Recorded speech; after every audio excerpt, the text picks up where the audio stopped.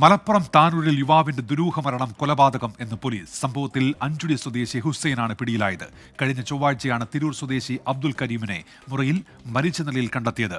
Sameer bin Kareem ചേരുന്നു മലപ്പുറത്ത്. സമീർ, എങ്ങനെയാണ് പ്രതിയിലേക്ക് പോലീസ് എത്തിയത്? സമീർ, ഉന്മേഷി, ഈ യുവാവിന്റെ മരണത്തിന് പിന്നാലെ സുഹൃത്തായിരിക്കുന്ന ഈ ഹുസൈനെ കാണാതായിരുന്നു. പിന്നീട് പോലീസ് നടത്തിയ അന്വേഷണത്തിലാണ് ഇത് കൊലപാതകമാണെന്ന് തെളിയുന്ന ഒരു സാഹചര്യം ഉണ്ടായത്. ഈ മരിച്ച കരീമിന്റെ തലയിൽ ഇടിയേറ്റ പാടുകൾ ഇൻക്വസ്റ്റിൽ പോലീസ് കണ്ടെത്തിയിരുന്നു. മാത്രമല്ല കഴുത്ത് ഞെരുക്കിയ പാടും കണ്ടെത്തിയിരുന്നു. ഇതാണ് കൊലപാതകമാണെന്ന് പോലീസ് ഉറപ്പിക്കാനായത്.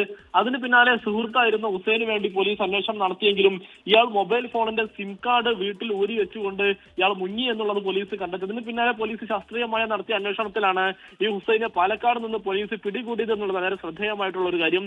ഇതിൽ ഈ മരിച്ചിരിക്കുന്ന കരീമിന്റെ മൊബൈൽ ഫോൺ വിൽപ്പന നടത്തിയിരുന്നു. ഹുസൈന്റെ മൊബൈൽ ഫോൺ വിൽപ്പന നടത്തിയിരുന്നു. ഇതിൽ കരീം 1000 രൂപ മോഷ്ടിച്ചു എന്ന് ആരോപിച്ചാണ് മദ്യപിച്ചതിന് ശേഷം ഒരു തർക്കമുണ്ടാവുകയും അത് കൊലപാതകത്തിൽ കലാശിക്കുകയും ചെയ്തിരിക്കുന്നതാണ്. സമീർ ബിൻ കരീമാണ് വിവരങ്ങൾ നൽകിയത്.